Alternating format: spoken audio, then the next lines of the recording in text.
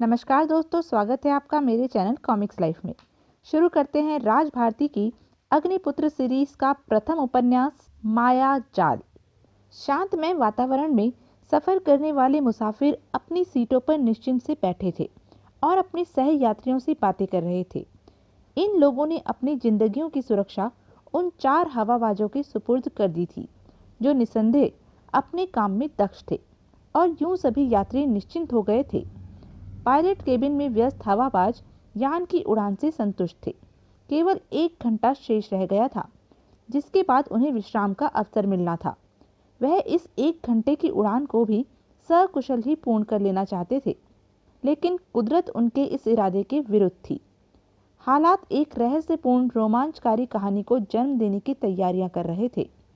यान ने 8वें घंटे के पहले 8 मिनट का सफर तय किया था कि हवाई जहाज के यंत्र खौफनाक तूफान की घोषणा करने लगे। अब पायलट कक्ष में चारों हवाबाज अपने जीवन के संभवतः सबसे कठिन परीक्षण में फंसे थे। वे जानते थे कि तूफान की तीव्रता के सम्मुख यह छोटा सा जहाज एक साधारण तिनके से अधिक महत्व नहीं रखता। हालांकि यान के शक्तिशाली इंजन तूफान का सीना चीर उसे निरंतर आगे बढ़ा रहे थे, लेकिन उसकी रफ्तार ना होने के बराबर थी। 8 इंजन चला दिए गए थे, लेकिन कोई उत्साहवर्धक परिणाम देखने को नहीं मिला था। हवा का खौफनाक दबाव बढ़ता जा रहा था और किसी भी क्षण विंडशील्ड के टूट जाने का पूरा खतरा था। इससे भी अधिक प्रलयकारी बिजलियां थी जो जहाज पर हमला कर रही थी। शक्तिशाली यंत्र अभी तक इस अचानक आए तूफान का सामना कर रहे थे, पर कब तक, यह बात विश्वास से नहीं कही जा सकती थी। बिजलियों की इस खौफनाक मार से परेशान होकर अंततः पायलट एडमंड सिस्को ने यान की ऊंचाई कम करने के आदेश दे दिए। दूसरे पायलटों ने उसकी आज्ञा का पालन तो किया था, लेकिन कोई नहीं कह सकता था कि इस अंधेरे जहन्नुम में जहाज कब किसी ऊंची पहाड़ी चोटी से टकराकर चूर चूर हो जाए। यह खतरा बना ही हुआ था। बिजलियों की तीव्र रोशनी में कभी कभी वातावरण रोशन हो जाता था और ऊंची ऊंची पहाड़ियों की एक विस्तृत श्रृंखला नजर आने लगती।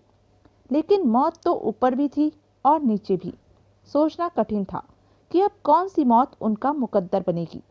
अचानक जहाज को एक खौफनाक झटका लगा और पायलट एक दूसरे पर लुढ़क गए। उन्होंने कठिनाई से ही खुद को संभाला था, लेकिन पायलट कक्ष को काफी क्षति पहुंच चुकी थी। असंख्य डायल टूट चुके थे। शीशे के टुकड़े पूरे केबिन में बिखर गए थे। दिशा सूचक यंत्र तो पूर्णतः नष्ट ही हो गया था, और यह तबाही बिजली की लपलपाती जीवा ने मचाई थी, जो अंततः स्क्रीन को धोखा देने में सफल हो गई थी। यात्रियों में चीख पुकार मच गई। एयर होस्टेस यथासंभव उन्हें शांत रखने की कोशिश करने लगी, लेकिन अब मौत सामने थी। लोग सब कुछ भूल आतंकित व भयभीत से ही बाहर देख रहे थे। पायलटों ने संभल कर डगमगाते जहाज को संभाला। उसके 2 इंजन नष्ट हो चुके थे। यह सिर्फ एक ही हमले में हुआ था। तूफान जाने कब तक रहेगा, अभी तो शुरुआत ही थी। पायलट इस बात को महसूस कर रहे थे। माइकल, एडमंड सिस्को ने कांपती आवाज में पुकारा, और नौजवान माइकल उसे देखने लगा। हालात जरूरत से ज्यादा खराब हो चुके थे। जहाज के मुसाफिरों को अब जिंदगी की जमानत नहीं दी जा सकती। क्यों न उन्हें हकीकत से आगाह कर दिया जाए। ओह नो, मिस्टर सिस्को, मैं इस पक्ष में नहीं हूँ। अगर मौत ही अब हमारा मुकद्दर है, तो इन लोगों को मौत से पहले ही उसका खौफ क्यों दिलाया जाए? क्या आप लोग हालात से बिल्कुल निराश हो चुके हैं? थर्ड पायलट एड्रक ने पूछा। उसकी आवाज में भी कंपन था, मौत की सी ठंडक भी। हाँ, हालात अब हमारे कंट्रोल से बाहर हो चुके हैं। अब तो हम किसी दिशा का भी अंदाजा नहीं कर पा रहे। न जाने हम कहाँ हैं, जहाज का रुख किस तरफ है। यानी कि मौत बिल्कुल करीब है? एड्रक ने दीवानगी से पूछा, और दूसरे भी उस बलिष्ठ व स्वस्थ नौजवान पायलट को देखने लगे, जो शांत व निश्चिंत था, लेकिन इस वक्त उसकी आंखों में दहशत नाच रही थी। हाँ, मौत करीब ही है एड्रक, लेकिन इसका मतलब यह तो नहीं कि होशो हवास ही खो दिए जाएं। आखिर एक न एक दिन सबको मरना ही है। सिस्को ने शांत गंभीर स्वर में कहा। आपका ख्याल गलत है जनाब, एड्रक ने मुस्कुराते हुए कहा। दरअसल मैं चाहता हूँ कि जहाज को अब एक बेकार सी चीज समझकर मेरे हवाले कर दिया जाए। मौत हम पर आक्रमणकारी है, स्वयं को उसके हवाले ही करना है तो पूरे मुकाबले के बाद ही क्यों न करें। साहस से मौत का मुंह भी फेरा जा सकता है जनाब। कितनी शांत थी उसकी मुस्कान। मौत के अंधेरों में जैसे बरबस ही जिंदगी के दीप जगमगाने लगे हों।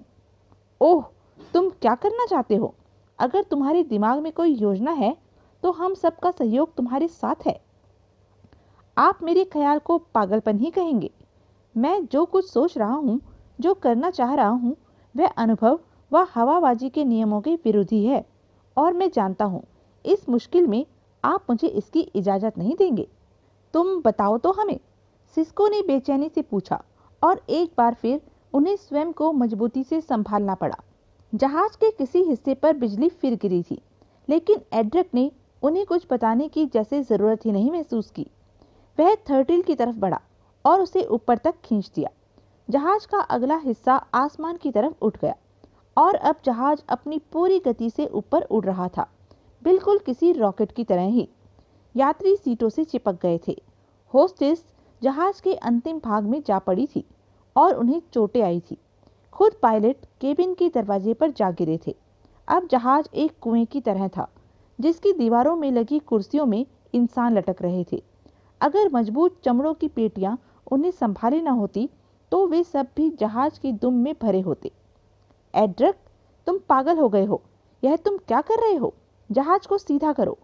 सिस्को अपने ऊपर से दूसरे पायलट को धकेलते हुए चीखा। अगर तुम लोगों में से किसी ने भी मुझे रोकने की कोशिश की तो मैं उसे कत्ल कर दूंगा, एड्रिक ने दीवानगी से कहा। वह जहाज के थर्टिल से लटका हुआ था और एक हाथ से जहाज की रफ्तार निरंतर तेज करता जा रहा था। पायलटों ने खौफ से आंखें बंद कर ली। खुद वह उठने की हिम्मत भी नहीं कर सकते थे। उनके दिमाग सनसना रहे थे, आंखों में अंधेरा फैलता जा रहा था और जहाज किसी रॉकेट की भांति ही शून्य में सीधा उठा जा रहा था। इस समय अगर बिजली की कोई लहर उसके ऊपरी हिस्से को चूम लेती तो वह उसका अंतिम चुंबन होता। उसके बाद यान का अस्तित्व ही शेष न रहता। लेकिन विद्युतीय फक्कड़ों के सभी निशाने खाली जा रहे थे। हाँ, अगर जहाज सीधी अवस्था में होता तो उनके कई बार सफल हो गए होते। न जाने कितनी ऊंचाई तक जहाज यूं ही उड़ता चला गया। यात्रियों के दम घुटे जा रहे थे और फिर एड्रिक ने दूसरी कोशिश की। उसने तमाम थर्टिल झुका दिए और एक बार फिर खौफनाक अफरा तफरी मच गई। कई यात्री घायल हो गए थे। एक होस्टेस की दोनों टांगें टूट गई थी। पायलट भी जहाज के इंजन से टकराए थे। माइकल का सिर फूट गया था। सिस्को और बाल्को शायद आतंकित होकर ही पागलों की तरह एड्रिक की तरफ झपटे। उन्होंने उस दीवाने को काबू में करने की कोशिश की, लेकिन एड्रिक उन सब में कम उम्र का था। युवावस्था का गर्म खून, जोशीला भी कम नहीं था। फिर उस समय तो लगता था जैसे उसकी मानसिक अवस्था भी नियंत्रण में नहीं थी।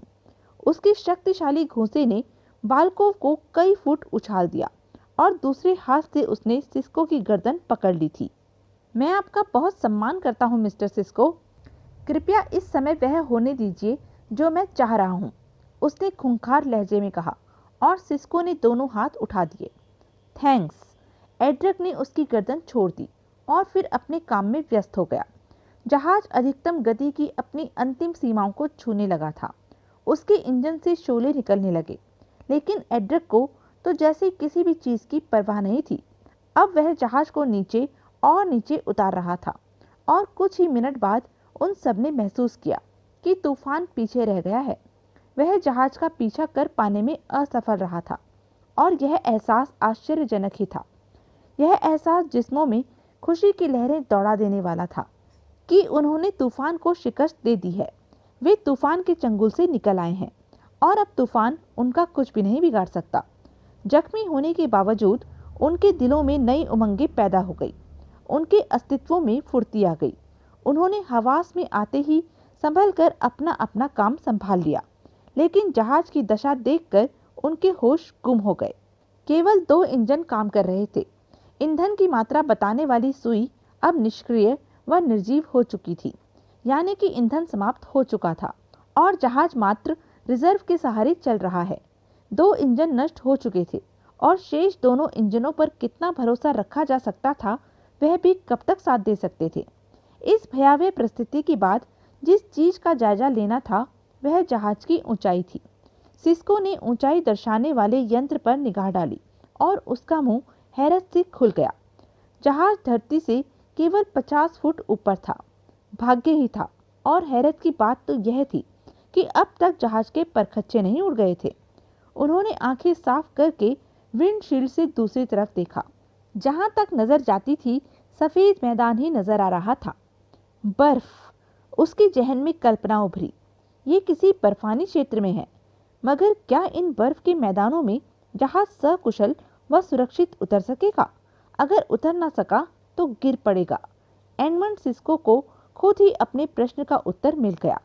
देर करना मौत को निकट लाना था, इसलिए उसने बड़ी शांति से ही एड्रक पर अपना यह अंदेशा व्यक्त कर दिया।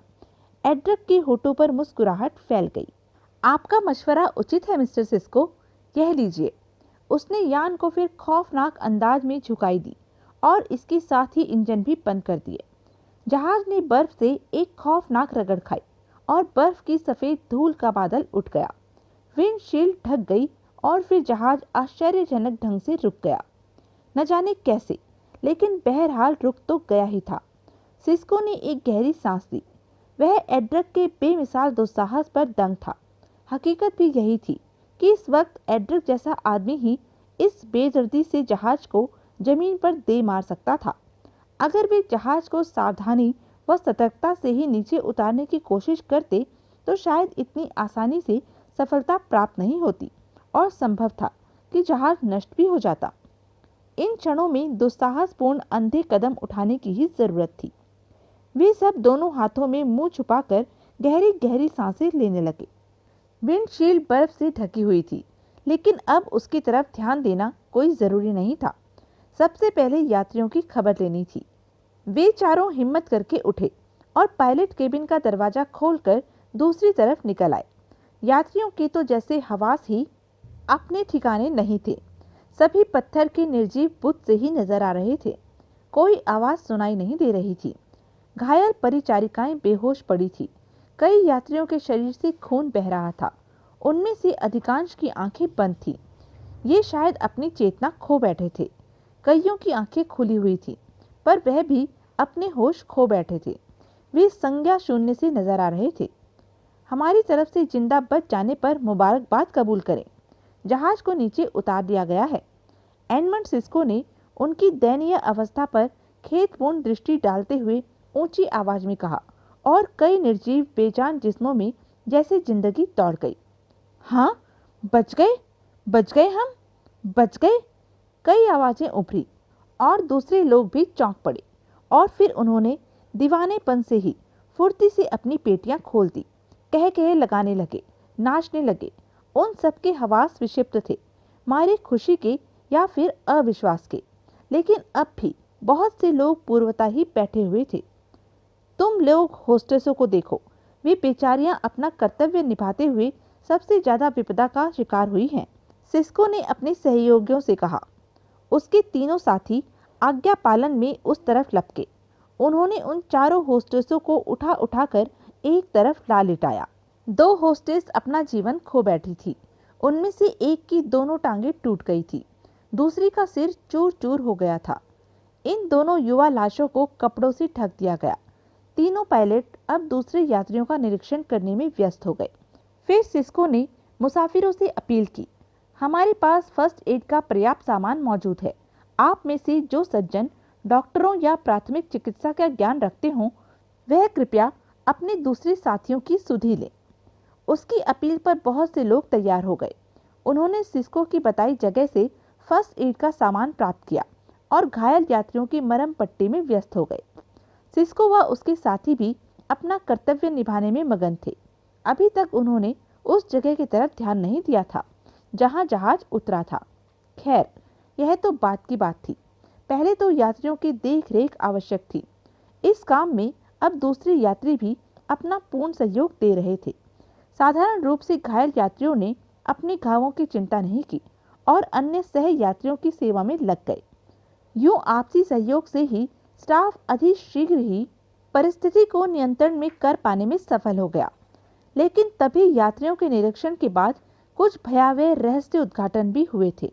ऐसे भयानक रहस्य उद्घाटन कि उन पर विश्वास करने को दिल नहीं चाह रहा था। यात्रियों में से 45 व्यक्ति हृदय गति बंद हो जाने से मर चुके थे। इनमें अधिकांश औरतें थीं और कुछ कमजोर दिल मर्द भी थे। 2 होस्टेस भी मारी गई थी। यूं मरने वालों की संख्या 47 थी। इतनी संख्या में मौतें कम नहीं थी, लेकिन क्या किया जा सकता था? शेष लोगों का बच जाना ही एक आश्चर्य था। लोगों को जहाज के अंतिम हिस्से में पहुंचा दिया गया। सीटें खोल दी गई। कुछ परिचारिकाएं होश में आ गई थी। होश में आते ही उन्होंने अपनी ड्यूटी संभाल ली थी। किचन में गर्म कॉफी तैयार होने लगी और फिर कॉफी मुसाफिरों में बांट दी गई। इसके बाद सिस्को, एड्रिक व दूसरे दोनों पायलट जहाज के दरवाजे के निकट पहुंचे। वह अब बाहर का निरीक्षण करना चाहते थे। उन्होंने दरवाजे को खोलने की कोशिश की, लेकिन दरवाजा जाम हो चुका था। काफी देर तक कोशिश करने के बाद भी वे असफल ही रहे, तो उन्होंने मुसाफिरों को सहायता के लिए बुला लिया। अब वे सब मिलकर कोशिश करने लगे, लेकिन दरवाजा टस से मस नहीं हुआ। फिर सिस्को को ही जैसे कुछ सूझा। उसने सीटों के बराबर वाले शीशों से दूसरी तरफ झांका और उसके चेहरे पर अजीब से भाव फैल गए। शीशों की दूसरी तरफ बर्फ अटी हुई थी और जिस अंदाज में बर्फ नजर आ रही थी, उससे अंदाजा होता था कि जहाज पूर्णतः बर्फ में धंसा हुआ है। बाल्कोव, उसने एक पायलट को आवाज दी, तो बाल्कोव तेजी से उसके निकट आ गया। विंडशील्ड वाइपर चलाकर साफ करो, मुझे एक और खतरे का एहसास हो रहा है। जी। बाल्कोव ने खतरे का विवरण नहीं पूछा। आज्ञा पालन को ही तेजी से पायलट केबिन में जा घुसा। उसने वाइपर चलाने की कोशिश की, किंतु वाइपर अपना काम करने में सफल नहीं हो सके। विंडशील्ड पर भी बर्फ की मोटी तह थी, जिसे यह शक्तिशाली वाइपर भी साफ न कर सके। लौटकर उसने इस स्थिति से सिस्को को अवगत करा दिया। ओह! सिस्को ने एक गहरी सांस लिया और फिर वह एड्रिक से संबोधित हो कहने लगा, मेरा अंदाजा ठीक लगता है एड्रिक, यही लगता है प्लेन बर्फ की किसी पहाड़ी में घुस गया है। मैं इसके यूं अचानक ही रुक जाने का कारण सोचता रहा हूं, जो अब पता लगा है। यानी कि यूं समझ लो कि हम बर्फ की कब्र में दफन हैं और इस भयावह परिस्थिति के भयानक परिणामों का अंदाजा तुम भी लगा सकते हो। ऑक्सीजन अधिक देर तक साथ नहीं दे सकेगी और उसके बाद फिर यही बेबसी की मौत। एड्रिक के चेहरे पर गहन चिंता व परेशानी के भाव उजागर हो उठे। कुछ सोचते हुए ही बोला, हमने यथासंभव अपना कर्तव्य निभाने का यत्न किया है, लेकिन अब शायद सिर्फ हम लोग ही कुछ नहीं कर पाएंगे। यूं निराश हो हाथ पर हाथ रखकर भी नहीं बैठा जा सकता। जिंदगी बचाने के लिए जहाज के यात्रियों को भी हमारी मदद करनी होगी। हालात अब बहुत भिन्न हैं और शायद ज़्यादा खतरनाक भी। हम उनसे साफ कह देते हैं कि उन्हें हमारे साथ अब अनथक मेहनत करनी होगी। वे इनकार नहीं करेंगे। सिस्को ने अपना मत व्यक्त किया, पर सवाल तो यह है कि हम कर भी क्या सकेंगे। यह सब कुछ आप मुझ पर छोड़ दें। हाँ, इतना तो मैं भी स्पष्ट कर देना चाहूँगा कि मौजूदा हालात में जहाज को यहाँ से निकालना और उड़ाने का तो अब प्रश्न ही पैदा नहीं होता। इंजन बेकार हो चुके हैं और ईंधन भी समाप्त हो चुका है। हाँ, हमारे वायरलेस काम कर सकते हैं। उनकी सहायता से हम सहायता के लिए बाहर से संबंध स्थापित कर सकते हैं, पर यह भी तभी संभव है जब हमें खुली हवा में पहुंचने का मौका मिल सके। लेकिन मौजूदा हालात में क्या करने का इरादा रखते हो तुम? हम बर्फ में सुरंग बनाएंगे जो हमें बाहर तक पहुंचा दे, और इसके लिए हमें कुछ सीटें तोड़कर उनके पाए इत्यादि निकालने पड़ेंगे जिनसे बर्फ खींची जा सके। एड्रिक जैसे पहले ही सोच चुका था, वह बताने लगा। सिस्को की गर्दन समर्थन में स्वयं ही हिलती चली गई थी। एड्रिक ने अपनी बात समाप्त की तो सिस्को की आंखों में आशा की चमक थी। वह एक गहरी सांस लेते हुए बोला, निसंदेह तुम साहस ही नहीं, दिमाग भी रखते हो एड्रिक। तुम्हारे इस कारनामे की प्रशंसा मैं नहीं, शायद दुनिया भी करेगी। प्लेन को तूफान की जड़ से निकाल तुमने हवाबाजी के इतिहास में एक नए अध्याय की वृद्धि ही की है, और इन विकट क्षणों में भी तुम्हारी सूझबूझ की मैं दाद देता हूँ। तुम्हारी योजना ही मुझे एकमात्र बचाव का रास्ता नजर आ रहा है। हमें इस पर तुरंत ही अमल भी कर देना चाहिए। फिर एडमंड सिस्को सभी यात्रियों के बीच जा खड़ा हुआ और ऊंची आवाज में कहने लगा, अपने कर्तव्य को निभाने में हमने जिंदगी की परवाह न करते हुए जो कुछ किया है वह आपके सामने है। मैं इस प्लेन का फर्स्ट पायलट हूँ, लेकिन मुझे यह स्वीकार करते हुए शर्मिंदगी है कि मौजूदा हालात ने एक बार फिर मुझे अपनी व आप सबकी जिंदगी के प्रति निराशा के अंधेरों में धकेल दिया है। कुछ ऐसी ही स्थिति जहाज के उस खौफनाक तूफान में फंस जाने पर भी हुई थी मेरी। तब भी मेरी तो सूझबूझ ही साथ छोड़ गई थी। आप उस खौफनाक स्थिति की कल्पना भी नहीं कर सकते जिसका सामना हमें करना पड़ा था। तब आपको हकीकत बताने में भी संकोच किया गया था। उन विकट क्षणों में जब हम हिम्मत हार बैठे थे और मौत क्षण प्रतिक्षण निकट होती जा रही थी, मेरे नौजवान दोस्त ने अपनी खून की गर्मी का इस्तेमाल किया। उसने एक बहादुर नौजवान होने का सबूत देते हुए मौत की चुनौती को स्वीकार किया और हवाबाजी की दुनिया को अगर कभी इस कारनामे को जानने का अवसर मिला तो मेरा दोस्त एड्रिक दुनिया भर के हवाबाजों का हीरो होगा। उसने ऐसा अविश्वसनीय कारनामा सर अंजाम दिया है जिसे अक्ल कभी स्वीकार नहीं कर सकती। भगवान भी हमेशा बहादुरों का साथ देता आया है। भाग्य साथ था, हम यान नीचे उतारने में सफल हो गए। साथियों, प्लेन के 2 इंजन बेकार हो चुके हैं और ईंधन बिल्कुल समाप्त हो चुका है और इस वक्त यह जहाज हमारे लिए सिर्फ एक सिर छुपाने की जगह की हैसियत ही रखता है। हमारी ड्यूटी, हमारा कर्तव्य उस समय तक हमारा धर्म है जब तक हम कुदरत के हाथों विवश नहीं हो जाएं और हम उस दौर से कहीं आगे निकल आए हैं। अब मेरी आप लोगों से प्रार्थना है कि अब आप हमें अपनी कठिनाइयों के प्रति जिम्मेवार न समझें।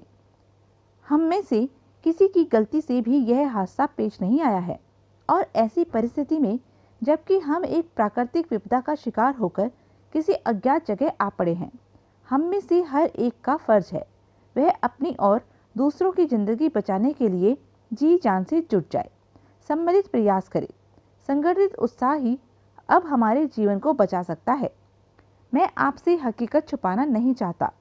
प्लेन के नकारा इंजन देवयोग से किसी तरह उसे नीचे तो ले आए हैं, लेकिन वह उसे रोक पाने में असफल रहे और जमीन पर उतरने के बाद जहाज के स्वयं ही रुक जाने की वजह हमारी समझ में भी नहीं आई थी।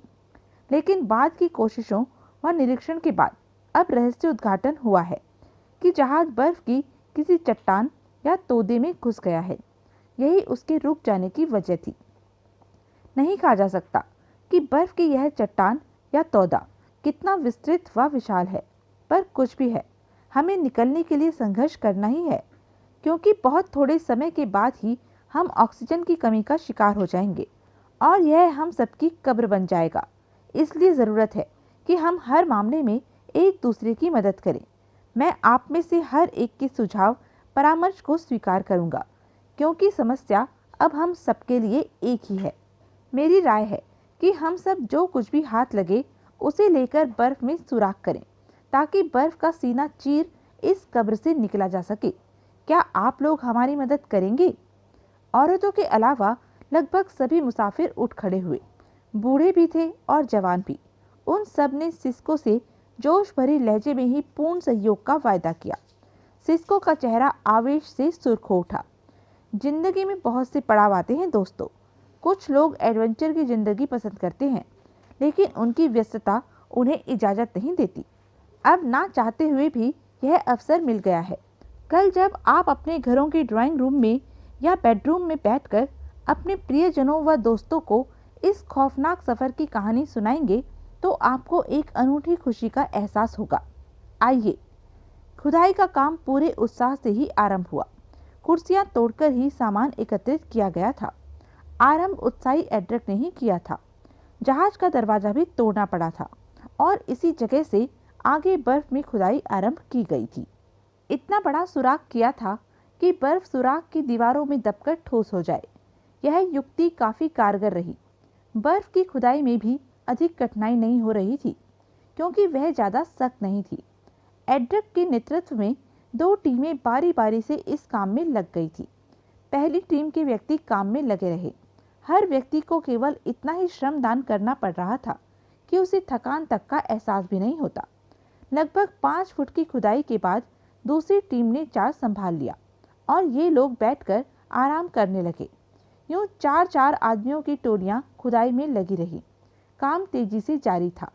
सभी पूर्ण दिलचस्पी के साथ इसमें हिस्सा ले रहे थे और संयुक्त व संगठित संघर्ष के बाद सफलता ना मिले यह तो हो ही नहीं सकता था।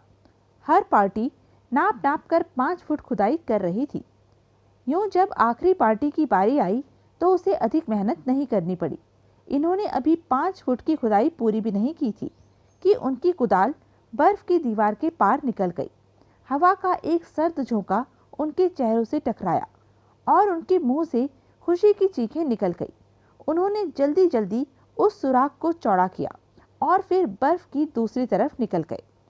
यूं उन्होंने बर्फ में लगभग 40 फुट लंबी सुरंग बनाकर बाहर निकलने का रास्ता तैयार कर लिया। दूसरे ही क्षण अन्य लोगों को भी सफलता की सूचना दे दी गई और फिर थोड़ी ही देर में यान के कई मुसाफिर उस सुरंग की राह बाहर आ गए। उनमें सिस्को व उसके साथी भी थे। लेकिन बाहर का दृश्य बड़ा विचित्र था। जहां तक नजर जाती थी बर्फ के मैदान ही मैदान नजर आ रहे थे।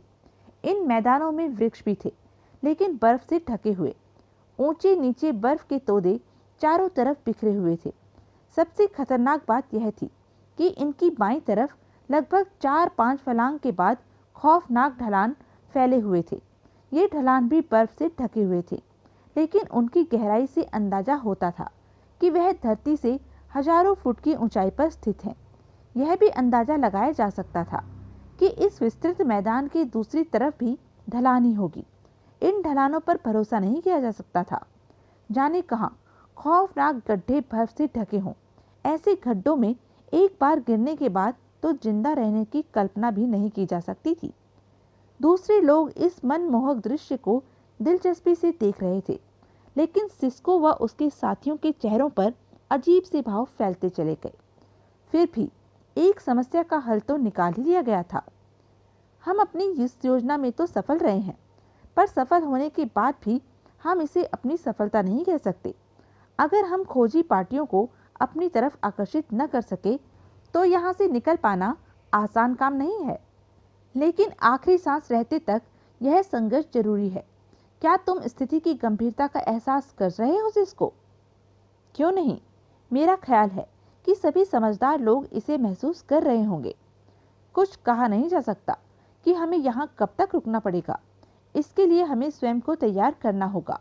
ऐसे प्रबंध भी करने होंगे, मसलन खुराक व दूसरी चीज़ों का ख्याल रखना होगा। कोई भी चीज़ ज़रूरत से ज़्यादा खर्च न की जाए।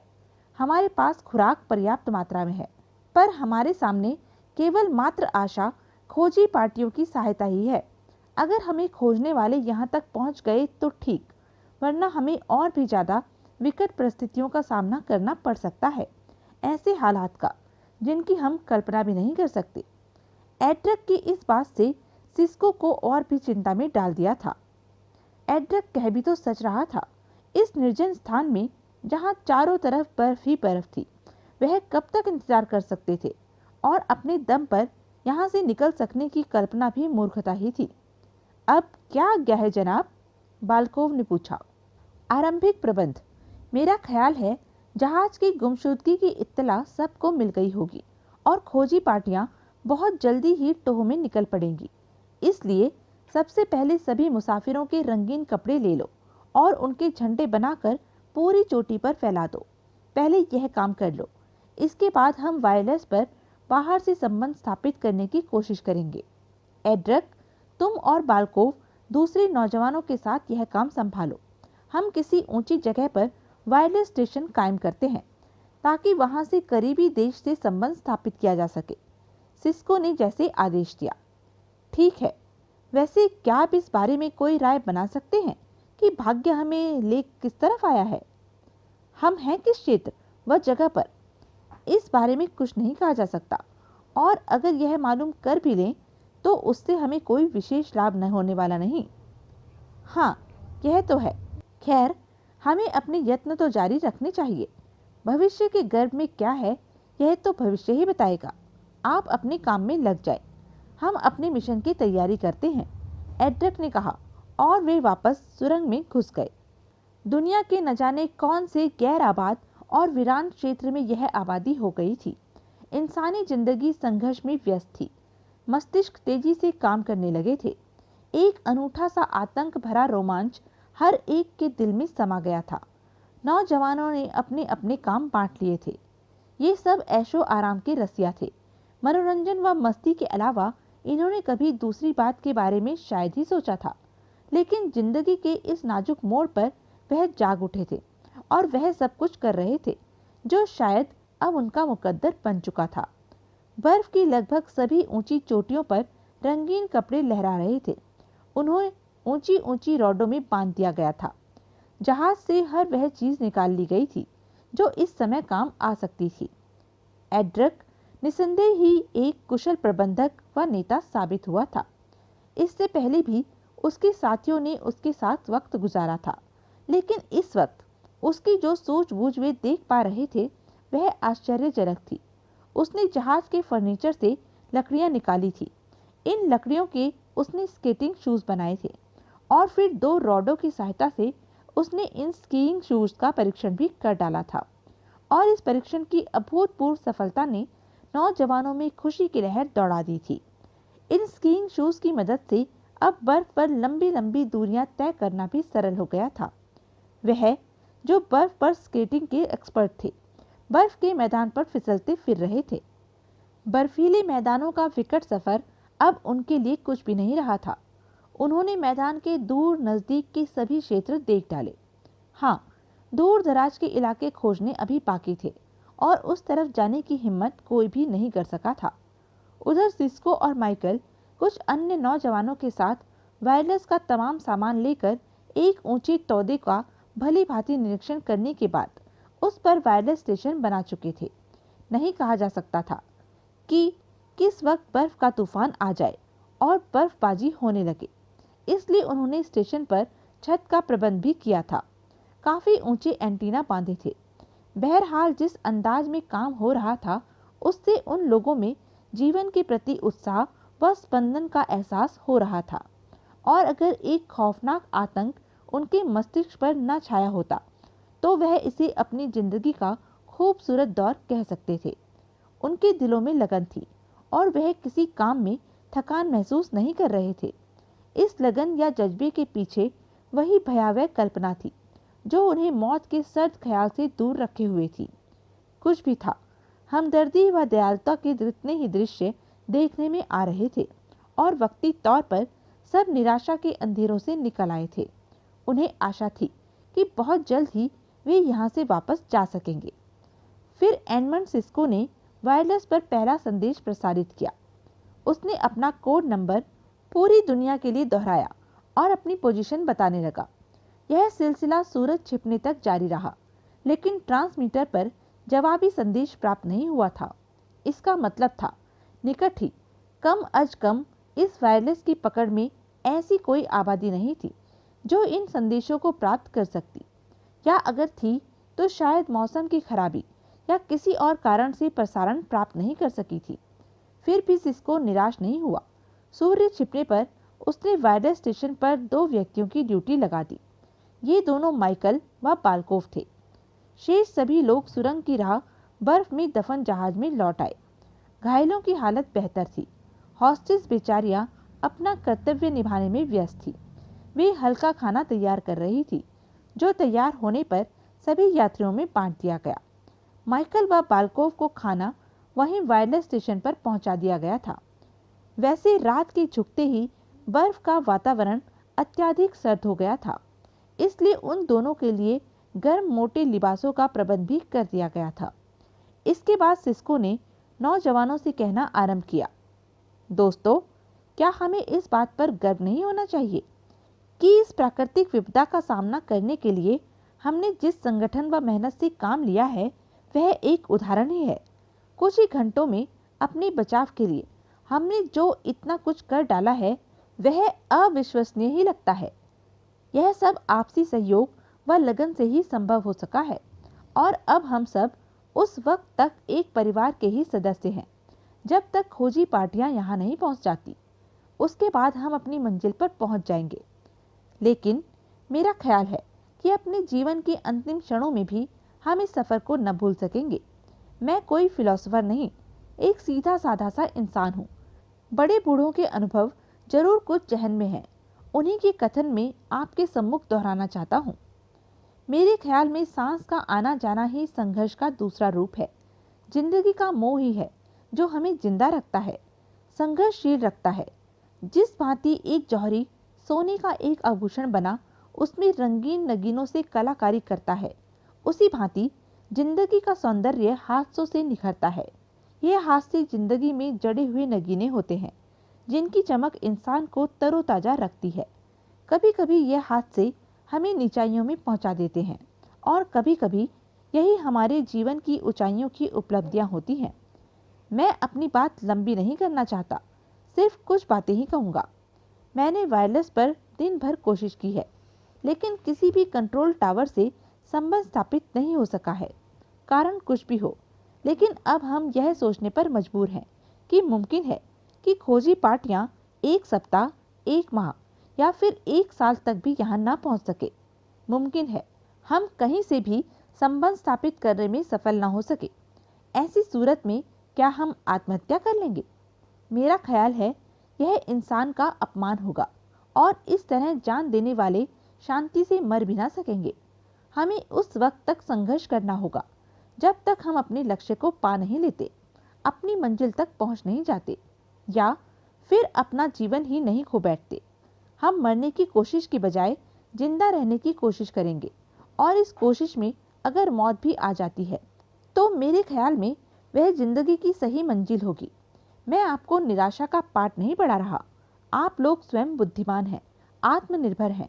हमें हर प्रसार के हालात से दो चार होने के लिए स्वयं को तैयार करना होगा। मैं तो सिर्फ जहाज चलाना जानता हूँ। इन हालात से निपटने के लिए मुझे आपके मार्गदर्शन की ज़रूरत होगी। मैं चाहता हूँ कि हम खुद को एक लंबे संघर्ष के लिए तैयार कर ले।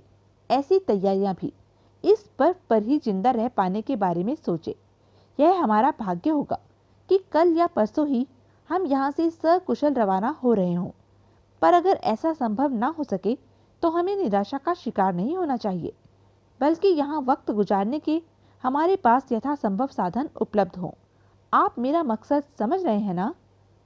हाँ मिस्टर सिस्को, आपका कथन वास्तविकता के निकट है और हमें हकीकत को नज़रअंदाज नहीं करना चाहिए। एक प्रौढ़ से शख्स ने कहा, यहाँ कोई किसी को गाइड नहीं करेगा, कोई किसी के अधीन नहीं होगा। हर व्यक्ति को आज़ादी है कि वह अपनी और दूसरों की भलाई के लिए सोचे और दूसरों को भी इस पर अमल करने को तैयार करे। उचित मशवरा है। जहाज में जो कुछ भी है वह अब हम सब की ही भलाई के लिए है। मैं इन पर अपना या अपनी कंपनी का हक नहीं समझता। अब सब कुछ आपका है। इसका विवरण आप मुझसे पूछ सकते हैं, खुद देख सकते हैं। आप इसके अधिकारी हैं। हाँ, इतना मैं आपको बता दूं कि खाद्य सामग्री के रूप में हमारे पास जो कुछ उपलब्ध है वह कुछ अधिक दिनों के लिए पर्याप्त नहीं होगा। उसके सहारे कुछ एक दिन ही रहा जा सकता है। इस बर्फ पर पानी की कमी नहीं है। हाँ, खुराक एक समस्या है और मेरी राय यह है कि इस समस्या को नौजवानों की किसी टोली के सुपुर्द कर दिया जाए। उन्हें विशेष तौर पर स्कीइंग शूज उपलब्ध कराए जाएं, ताकि वह दूर दूर तक निकलकर शिकार तलाश करे और दूसरों व अपने लिए खुराक इकट्ठी करें। लेकिन इस बर्फीले क्षेत्र में क्या किसी शिकार की आशा की जा सकती है मिस्टर सिस्को? किसी ने पूछा। तो यह थी अब तक की कहानी। आगे की कहानी जानने के लिए बने रहें मेरे साथ। और हाँ, मेरे चैनल को लाइक, शेयर और सब्सक्राइब करना ना भूलें। धन्यवाद।